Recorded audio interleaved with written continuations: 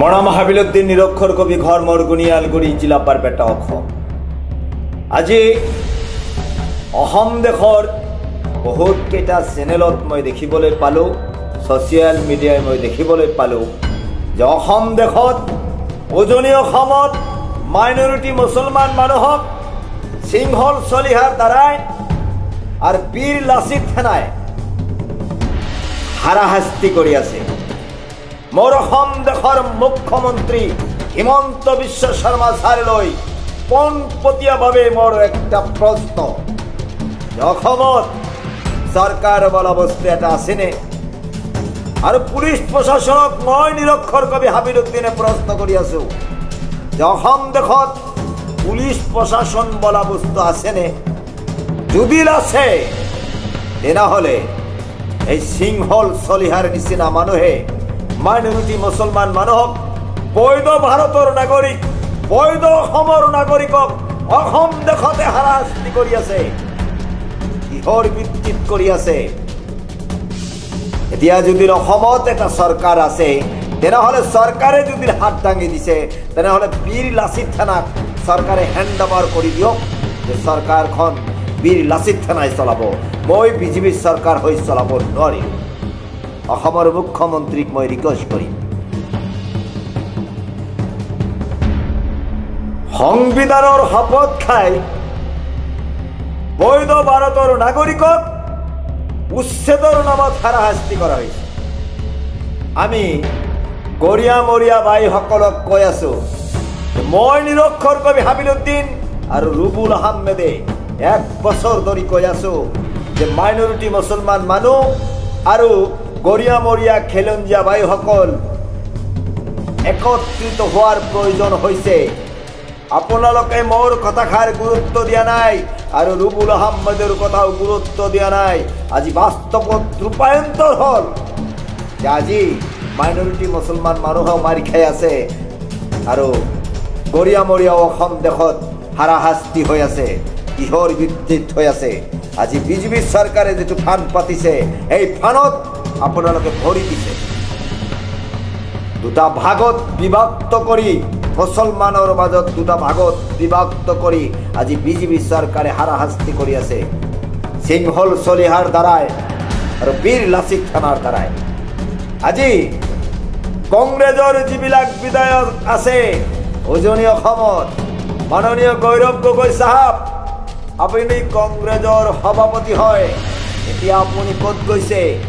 এই যে মাইনৰিটি মুছলমান মানুহ উজনি অসমত যে হাৰাশাস্তি হৈ আছে, আপুনি এতিয়া ক'ত?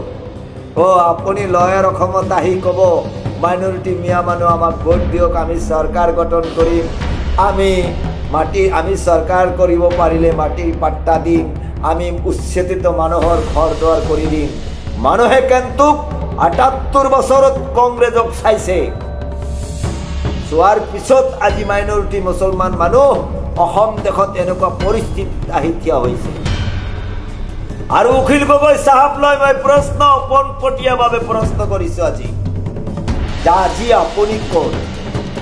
এই যে উজনি অসমত মাইনৰিটি মিয়া মুছলমানক ২৪ ঘণ্টা সময় দিয়া হয়, 5 দিন সময় দিয়া হয় দল সংগঠনৰ পৰা, আপুনি এতিয়া ক'ত গৈছে? লয়াৰ অসমত আহি মাইনৰিটি মুছলমান মানুহৰ সন্মুখত জয় অসম, জয় অসম আপুনি ধ্বনি দি থাকে। মাইনৰিটি মুছলমান মানুহে জয় অসম ক'ব নোৱাৰে? আপুনি শিকাই দিব লাগিব, তাৰপিছত ক'ব লাগিব। এতিয়া আপুনি ক'ত? মই নিৰক্ষৰ কবি হাবিলুদ্দিন আপোনাক প্ৰশ্ন কৰিছোঁ, লয়াৰ অসমত আহি লম্প জম্প বন্ধ কৰি দিয়ক, আপুনি নিজৰ জেগাটো আগত ঠিক কৰি লওক, তাৰপিছত লয়াৰ অসমত আহি আপুনি লম্প জম্প মাৰিব। এতিয়া মাইনৰিটি মানুহৰ হৈ আপুনি মাত মাতিব নোৱাৰে। গৌৰৱ গগৈ চাহাব, আপোনাক মই সকীয়াই দি আছো, মই নিৰক্ষৰ কবি হাবিলুদ্দিন অসমৰ পৰা কৈ আছো, বৰপেটা ডিষ্ট্ৰিক্টৰ পৰা, যে আপুনি মাইনৰিটি মুছলমান মানুহৰ ভোট লৈ আজি দিল্লীৰ গাদীতে বহিছে, কিয় আজি নিমত? মোৰ প্ৰশ্ন। আৰু এটা প্ৰশ্ন কৰি আছো, ধুবুৰী, গোৱালপাৰা, বিলাসীপাৰা যে উচ্ছেদ হ'ল, এই বিষয় লৈ আপুনি কিমান দিন মাত মাতিছে? মোৰ প্ৰশ্ন, কিয় মাত মাতিব নোৱাৰে? মাইনৰিটি মানুহৰ ভোটটো খালি লাগে আপোনাৰ বেলেগ আৰু মাইনৰিটি অধিকাৰৰ কাৰণে আপোনালোকে মাত মাতিব নোৱাৰে আমি সাহিত্য সভাক প্ৰশ্ন কৰিব বিচাৰিছোঁ যে অসমৰ মাজত কোন জাতিটো খিলঞ্জীয়া স্পষ্টকৰণ কৰিব লাগে মই এজন সাধাৰণ নিৰক্ষৰ কবি হিচাপে আপোনালোকক যথাৰ্থ ক'ব বিচাৰিছোঁ যে অৰিজিনাল খিলঞ্জীয়া মুছলমান মিয়া মানুহ বাহিৰে খিলঞ্জীয়া আপোনালোকে এইটো বাদ দিলে খিলঞ্জীয়া হ'বই নোৱাৰে ক্লিয়াৰৰ কাৰ্ড দিয়ক আপোনালোকে ক্লিয়াৰেশ্যন দিয়ক যে খিলঞ্জীয়া অমুক জাতিটো খিলঞ্জীয়া এই বাহানা লৈ আপোনালোকে মাইনৰিটি মুছলমান মানুহক আৰু কিমান দিন হাৰাশাস্তি কৰিব মোৰ প্ৰশ্ন